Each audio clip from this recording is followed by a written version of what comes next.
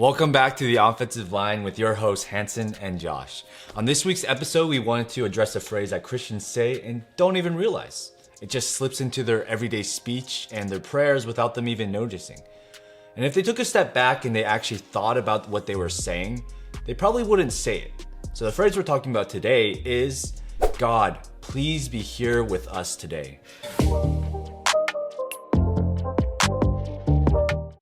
As if to say that God is not here. As if to say that God was not everywhere at all times. But the truth is that he is. Today, we'll be talking about a truth about God that this Christian cliche can mislead people to believe, and then the reason why some still say this. One of God's perfections is his omnipresence. This means that God is always here, wherever here is. Just like his omnipotence means that his potency or power is of the utmost, and his omniscience means that his knowledge is ultimate, his omnipresence is everywhere, even if we don't feel it. In Psalm 139, David asks God, "Where can I flee from your presence?" And then he talks about God being present and with him, even if he ascended to heaven or made his bed in Sheol, which is the realm of the dead. No matter where David is, God is also there. He's there to lead David and to comfort him. And trials and hardships are a part of everyday life. Some of them might be more severe than others, such as what Job went through, but that doesn't mean they aren't there. And in those moments, it's easy to be like Job and think to yourself, has God forgotten about me? Does he hate me? Why is he hiding from me? But God did not forget about you. God is not hiding from you. Take a lesson from Job, who asked these questions. In his responses to his three counselors, his questions turned into complaints and then into demands for answers. Why is Job suffering so much? It's just like us when we ask God, why? But the reality is that God is everywhere at all times, like we said earlier. And that means that he is in the midst even of all our troubles. The simple answer to why we are suffering is that it is for God's glory, but it goes much deeper than that. You see, when we seek for answers to life's hardships, we want to demand answers from God. But instead of giving us the answers that we seek, that we probably would not be able to understand, God gives us exactly what we need, and that's himself. God is a better answer than the answers we think we need. God is a better answer than the answers we think we need. At the end of the book of Job, he finally speaks to Job.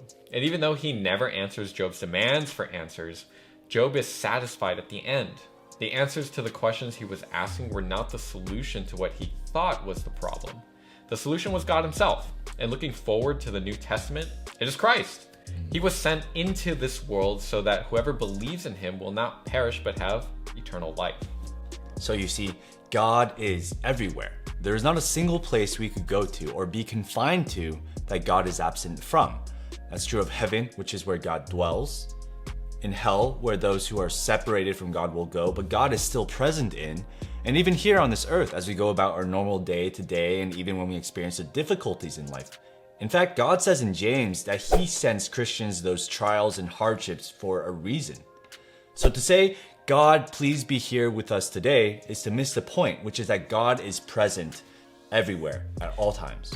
Now the thing is that when some Christians use this phrase, they don't mean to communicate that God isn't omnipresent. They would probably agree with Solomon when he says in Proverbs 15, "The eyes of the Lord are in every place, watching the evil and the good." Or the psalmist in Psalm 139 that says to God that there is nowhere they can go to flee from God's presence. In the New Testament, Jesus says these comforting words to the disciples, "I am with you always, even to the end of the age." What they are trying to say is that they want God to be the focus. They ask for help from God to lead them in their time in his word or in their time in fellowship. If a Bible study leader prays this in their prayer, what they probably mean is that they want God to help guide them through their time in his word. But the thing is that sometimes people don't think about these phrases before they use them. So hopefully the next time you are about to use this phrase, think about these things. As Christians, we don't ever want to mislead others about what we believe, especially when it's about God and his character. Hopefully that was another encouraging video for you. If you have any questions about this phrase or about our thoughts regarding God's omnipresence and this phrase, let us know in the comment section down below. Make sure to like this video and subscribe to your channel if you liked it. You can let us know about any other topics that you think we should do. Even if we are already planning on covering it, we would still love to hear from you. We are the offensive line where we're uncomplicating the complicated. We'll see you next week.